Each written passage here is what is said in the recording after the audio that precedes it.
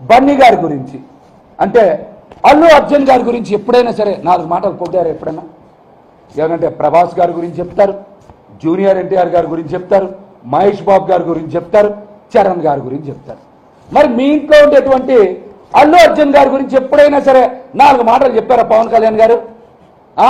ఏమంటే brand brand అంటారు, ఇండస్ట్రీస్కి మేమే అంటారు కదా.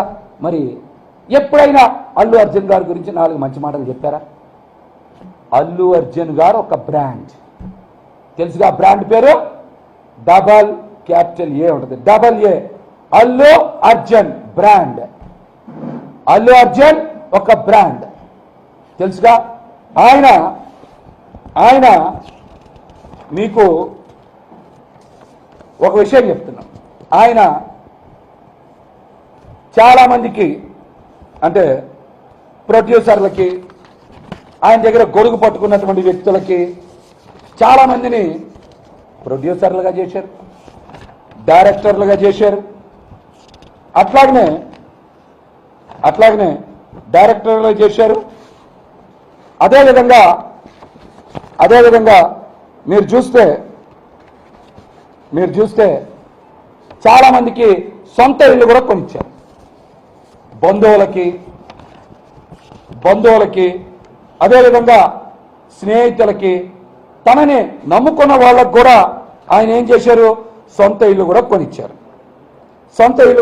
కొనిచ్చారు. అల్లు అర్జున్ ఒక బ్రాండ్.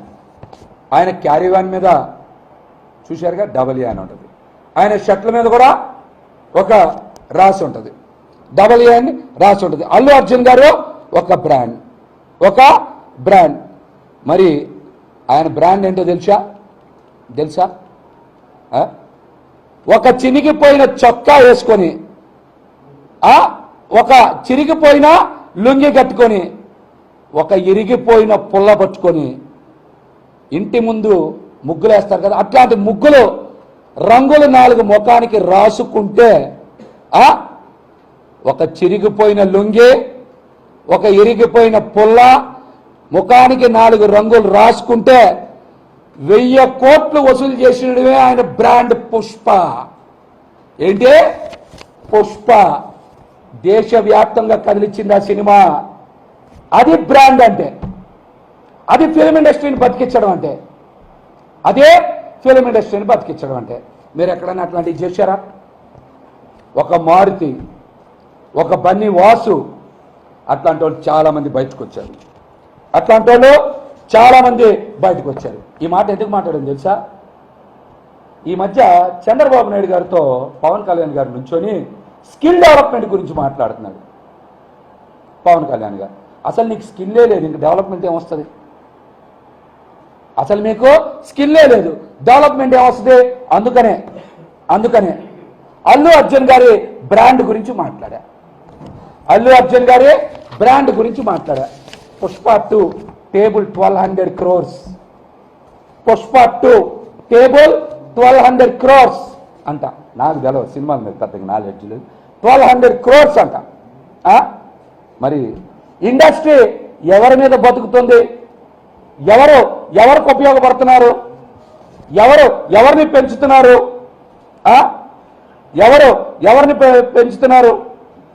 ఎవరైనా సరే. బన్నీ గారి దగ్గర నేను ఒక 4 పేర్లు చెప్పా. మీ దగ్గర ఇలా పెరిగిన వాళ్ళ పేర్లు చెప్పండి. ఎక్కడైనా సరే ఇట్లాంటి పెరిగిన వాళ్ళ పేరు చెప్పండి. గణేష్ అనే ప్రొడక్షన్ మేనేజర్ గొడుగు పట్టుకున్న వ్యక్తి గణేష్ని ప్రొడక్షన్ మేనేజర్ చేశారు బన్నీ గారు. ఇట్లాంటి ఏమైనా మీ దగ్గర ఉంటే చెప్పండి. ఆఖరికి మీ దగ్గర ఉండే తిరుపతి సీనుకు కూడా ఏం చేయలేదు కదా మీరు, పవన్ కళ్యాణ్ గారు ఏం చేయలేదు కదా. మరి